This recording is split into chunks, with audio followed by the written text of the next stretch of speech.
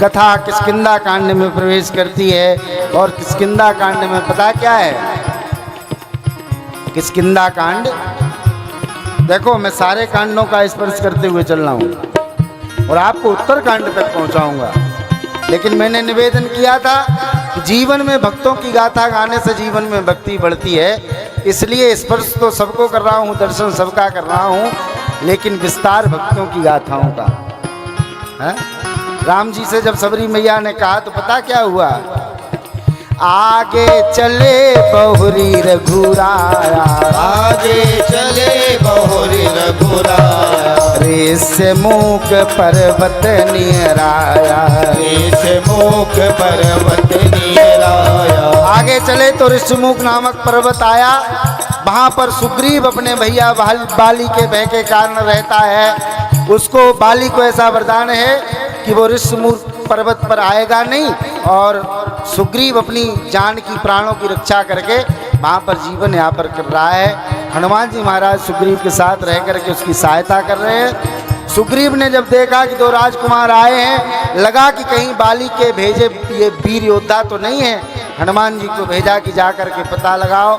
हनुमान जी महाराज आए और आकर के राम जी से निवेदन करे कि राम जी, कोमल भूमि कठिन भूमि कोमल पदगामी, भूमि कोमल पदगामी। अरे आपके इतने कोमल चरण हैं, आप देखने में तो बहुत सुंदर किसी राजघराने के लगते हो, और आप नंगे पैर इस भूमि पर विचरण क्यों कर रहे हो? ब्राह्मण का रूप लेकर के आए। पूछा, मेरे राम जी ने बहुत सहज भाव में जवाब दिया कि हे ब्राह्मण देवता, हम कौशलेश दशरथ के जाए, कौशलेश दशरथ के जाए, हम पितु बचन मानी बन आए, हम पितु बचन मान बन आए। हम अयोध्या के राजा दशरथ के पुत्र हैं। पिता के वचनों की आज्ञा का पालन करने के लिए 14 वर्ष के लिए वन में आए हैं। मेरी अर्धांगिनी जानकी का इसी सघन वन में किसी ने अपहरण किया है, हम उनकी खोज कर रहे हैं। हनुमान जी महाराज पहचान गए ये कोई नहीं, साक्षात परमात्मा अवतार लेकर के आया है। चरणों में गिर पड़े। राम जी लक्ष्मण जी को ले जाकर के सुग्रीव के साथ हनुमान जी ने अग्नि की साक्षी में मित्रता कराई और एक संधि बनी। राम जी ने कहा कि मैं तुम्हारे भैया बाली का वध करके तुम्हारी पत्नी को दिलवाऊंगा और तुम मेरी अर्धांगिनी सीता को खोजने में मेरी सहायता करना। परिणाम स्वरूप सुग्रीव और बाली का भयंकर युद्ध हुआ। राम जी ने छिप करके बाली का उद्धार किया, और बाली का जब भगवान ने उद्धार किया तो बाली ने कहा कि मुझको छिपकर मारने वाला कौन है? राम जी सामने आए। बाली ने पूछा कि राम जी आपने मुझे छिपकर क्यों मारा? भगवान ने कहा, जो अपनी कन्या को, अपनी पुत्र वधू को, अपने भाई की वधू को कुदृष्टि से देखता है, पराई स्त्री को कुदृष्टि से देखता है, उसको वध करने में कोई पाप नहीं लगता। बाली ने बार बार निवेदन किया। राम जी ने कहा, चाहो तो मैं तुमको जीवित कर सकता हूँ, स्वस्थ कर सकता हूँ, जाकर के पंपा सर का राज करो। बाली ने बहुत सुंदर बात कही।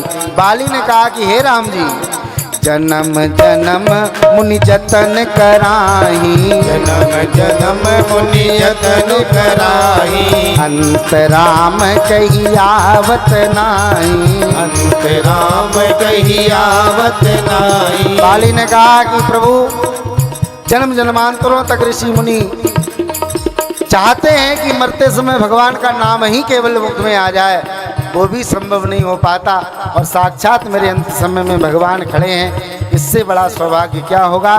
भगवान ने बाली को अपने धाम में भेजा। बाली की पत्नी तारा आई। भगवान ने सुंदर उपदेश दिया, तारा विलाप करने का विषय नहीं है।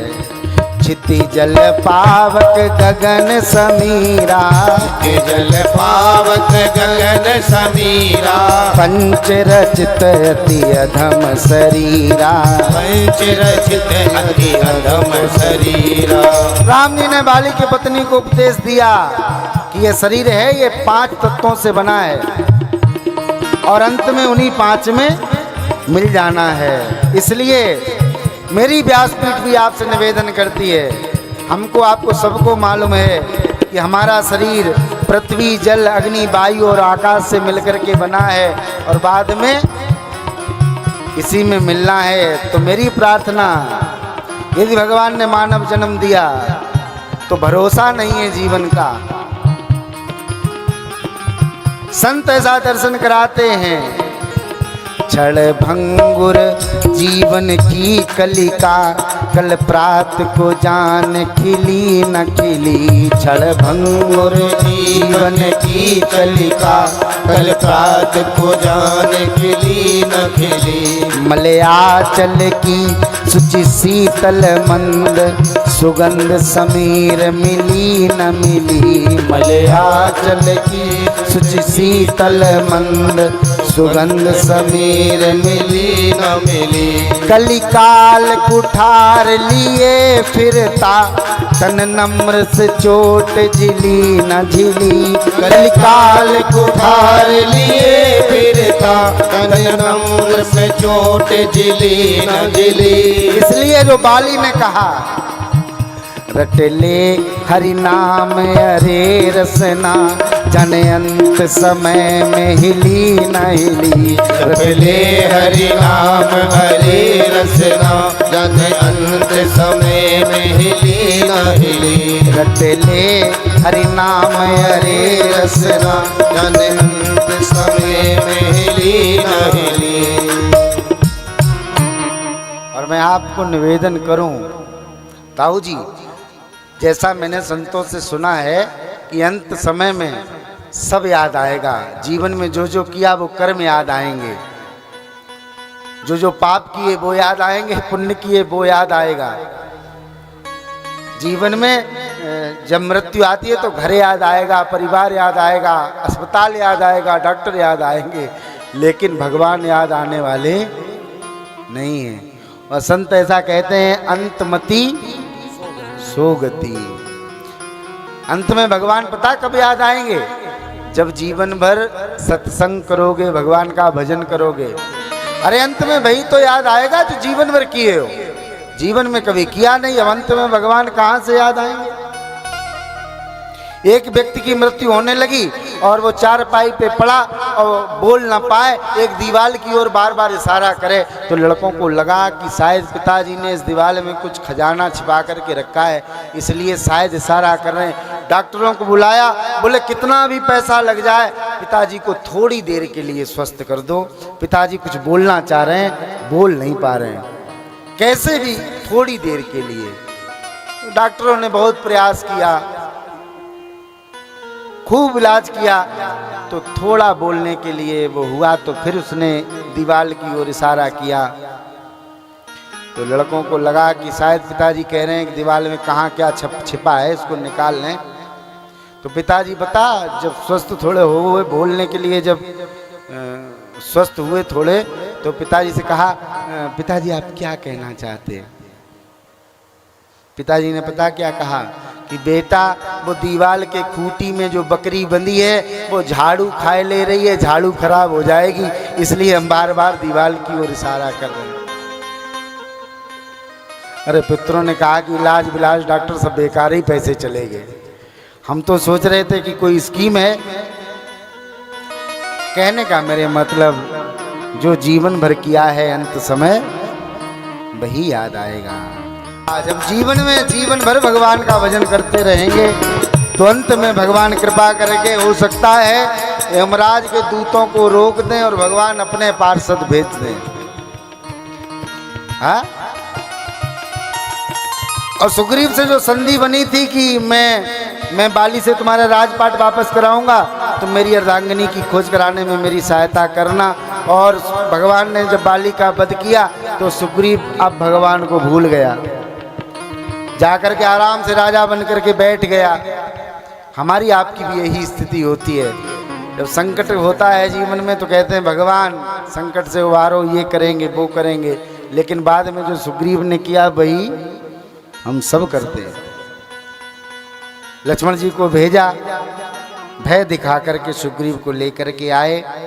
और अब सुग्रीव ने कहा कि जानकी को मैंने एक बार, जब मैं यहाँ बैठा मंत्रियों के साथ विचार कर रहा था, तो रावण लेकर के गया है। तो रावण कहाँ लेकर के गया, इस बात पर विचार होने लगा। सुग्रीव ने सारे वानरों के समूह को इकट्ठा किया और कहा कि 10 दिशाओं में जाकर के जानकी की खोज करो। टोलियां बनाएंगी वानरों की और वानर अपनी अपनी टोलियों में अपनी अपनी दिशाओं में जाने लगे। उस समय सबसे पीछे सबसे बाद में पाछे पवन तनय सिर नाबा जान काज प्रभु निकट बुला। हनुमान जी ने प्रणाम किया तो राम जी ने अपने पास बुलाया। बहुत प्रकार से हनुमान जी को सिखाया।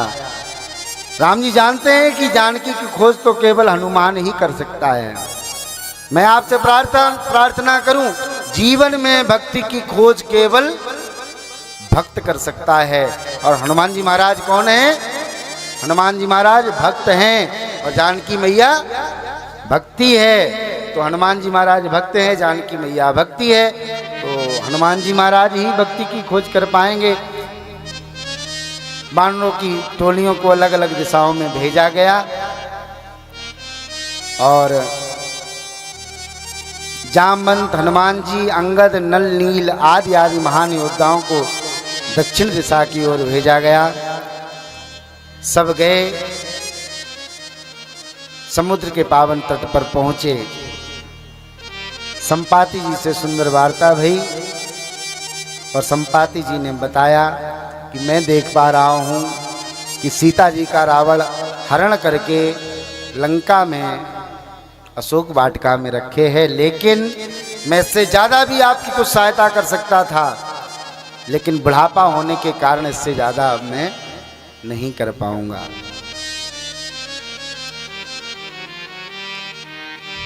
बताया कि जानकी की खोज वही कर पाएगा जो ना गई सत जो जन सागर करई सुराम काज मतिया। जो 100 योजन के समुद्र को पार करके लंका पहुंच पाएगा वही जानकी माँ की खोज कर पाएगा। सारे वानर अपनी अपनी तुलना करने लगे कि कौन इतना बड़ा काम कर पाएगा। जामवंत जी ने कहा कि मैं कर सकता था, लेकिन अब नहीं। क्यों? अब बुढ़ापा आ गया है। एक बार बलि बांधत प्रभु बाळयो सो तनु बरनि न जाई। एक बार जब भगवान ने राजा बलि को बांधा था अपने उसके बचनों में, वामन अवतार में, जामवंत जी कहते हैं कि भगवान ने इतना बड़ा आकार किया, अपना स्वरूप किया कि भगवान ने 3 पगों में सारी पृथ्वी को नाप लिया। उस समय उभय घरी महदीनी 7 प्रदक्षिण दाय। उस समय मैंने परमात्मा के उस विशाल स्वरूप की 7 परिक्रमाएं की थी। अब बुढ़ापे के कारण नहीं कर सकता। अंगद जी ने कहा कि मैं अंगद कही जाऊं मैं पारा, लेकिन जिए संशय कछु फिरती वारा। जा तो सकता हूं लेकिन वापस आने में कुछ शंका है। जामवंत जी ने कहा कि अभी तो केवल जानकी की खोज कर रहे हैं और तुम वापस ना आए तो फिर तुम्हें और ढूंढते फिरेंगे, हैं? तो इसलिए तुम भी मत जाओ। और हनुमान जी महाराज अपने बल का बखान नहीं कर रहे। जामवंत जी ने हनुमान जी की ओर देखा, कहई रीच पति सुन हनुमाना का चुप साधी रहे बलवाना। अरे हनुमान जी तुम क्यों चुप बैठे हो? हनुमान जी महाराज कोई साधारण नहीं है। कैसे हैं पता? पवन तनय बल पवन समाना बुद्धि विवेक विज्ञान निधाना। जामवंत जी ने कहा हनुमान तुम कुछ बोले ही नहीं रहे,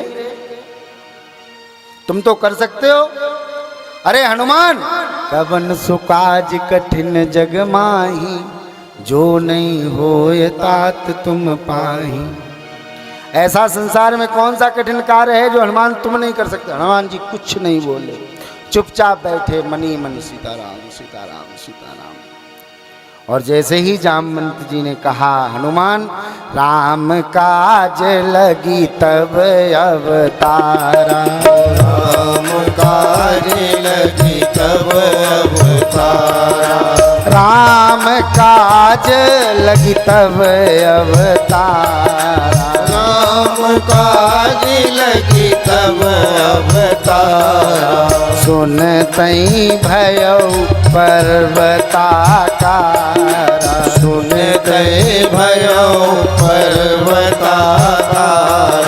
हनुमान जी महाराज से कहा कि हनुमान तुम्हारा तो जन्म ही इसीलिए हुआ है, तुम्हारा तो अवतार ही इसीलिए है कि तुम भगवान का काम करने आए हो। जैसे ही इतना कहा हनुमान जी विशाल काय रूप में प्रकट हुए और हनुमान जी लंका जाने के लिए प्रस्थान किए। रास्ते में सुरसा से भेंट हुई और हनुमान जी महाराज ने भगवान की भक्ति के विषय में बताया। लंकनी से भेंट हुई, भगवान ने बताया